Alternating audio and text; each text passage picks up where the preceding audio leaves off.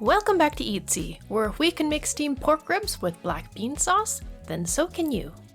Try saying this 10 times really fast. This classic Cantonese dim sum delicacy combines succulent pork ribs with the bold, savory flavors of fermented black bean sauce. While pork ribs are the classic choice, the same cooking techniques with the black bean sauce can be applied to other ingredients like chicken, spare ribs, or even tofu, allowing for this dish to be made as a vegetarian style if preferred. When you go out for dim sum, you'll only get a little bit served to you at a restaurant, so now you can make it at home and enjoy as much as you want. So we're going to start off with a rack of ribs. With a sharp knife, cut apart each of the ribs. If you can, you're going to want to find a set of ribs that has a good balance of meat and fat on it. When you have all your ribs separated, the next step is to take a large knife or a cleaver like this one, and pretend you're in the mob and the ribs owe you money. Good job, man. She's killing it. Try to cut them into 1.5-inch chunks. You can also get pre-cut ribs like these from Costco. For this recipe, we use 600 grams of ribs with bones in them.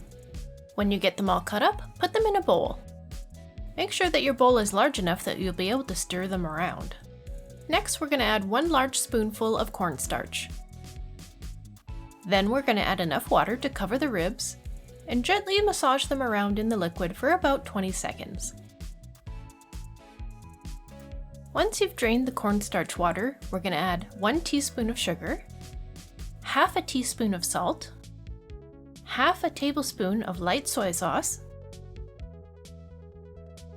and 1 full tablespoon of oyster sauce. And lastly, half a tablespoon of cooking wine. With those ingredients added to your ribs, you can massage them together. Next, we're going to need these black beans. You can probably find them in your local Asian markets. We're going to add 1 whole tablespoon of the beans to your ribs, along with 2 to 3 cloves of minced garlic, and about a teaspoon of minced ginger.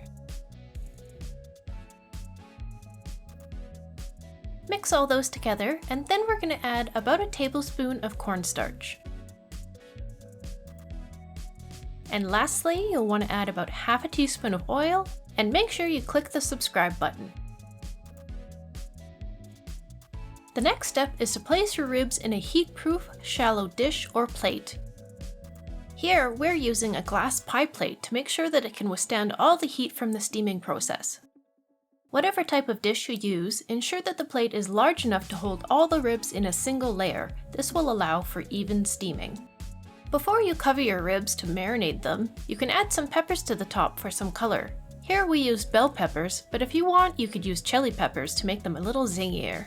Cover your ribs with a lid or saran wrap, and let them marinate for at least 30 minutes. If you can, it would be better to let them marinate in the fridge overnight. For your steaming setup, use a large wok or a steaming pot with a steam rack inside. Make sure you have enough water to create steam, but not so much that it touches the dish holding your ribs. The steaming time can vary depending on the size of the ribs. If you covered your dish with saran wrap while it was marinating, be sure to remove the plastic before steaming. Once the water boils, it typically takes around 20 to 30 minutes for the ribs to become tender. Be sure to check the doneness by poking them with a chopstick or a fork. They should slide off easily if they're done. In this video, we steamed our ribs for 20 minutes after the water had boiled. And there you have it, steamed pork ribs with black bean sauce. A favorite dim sum dish that you can make at home. Here we've served it as a side dish alongside our Peking pork, the recipe for which you can find in our playlist. If you like this short little video, please consider clicking the like button so that we know you enjoy this type of content. We publish a new recipe each week, so make sure you hit the subscribe button so you don't miss any of our new upcoming videos. Please let us know down in the comments if you tried this recipe and how it turned out for you. Also let us know if you have any other dim sum dishes that you'd like us to try to make for you. Put it down in the comments and we'll see if we can add it to our list of upcoming videos. We appreciate all of your feedback, and as always, thank you so much for watching.